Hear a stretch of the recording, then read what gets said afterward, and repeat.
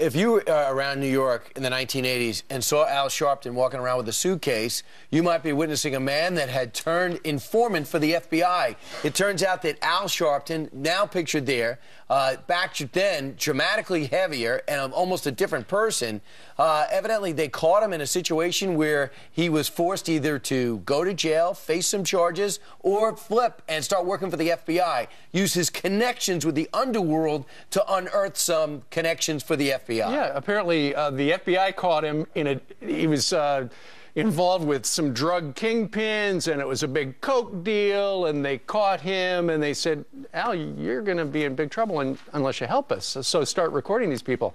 Apparently, according to the Smoking Gun, he taped mobsters with that briefcase. He helped the feds bring down members of the Genovese crime family. Now, Al himself says, yeah, I probably helped him, but they never told me I was a criminal or any sort of a mob informant or anything like that. Here's Al himself. They came in 1982, 83, after Don King and tried to entrap me in a drug deal that didn't work. Then 7 months later, when I was threatened by members of the mob because I was saying that a lot of concerts should be going to black artists, and I went after them, and I was threatened. I called these FBI guys back, since some of the guys were from California, and told them these are the kinds of things that ought to be investigated. Right, so he's saying there that the authorities should investigate the mob trying to squeeze black concert promoters, and said that the relationship, according to him, went no further than that. An attempt to discredit him. Did it for 4 years. He was CI7.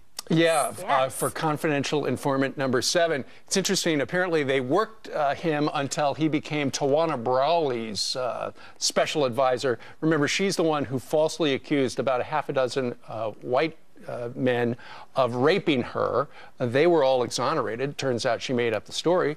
Al Sharpton, to the best of my knowledge, who was her advisor, never apologized to those men whose lives they destroyed. I'm not sure. He's got a show on. Maybe he apologized at some point, because we weren't watching the show. That's a good point. Yeah. Nobody watches that show. I'm not sure.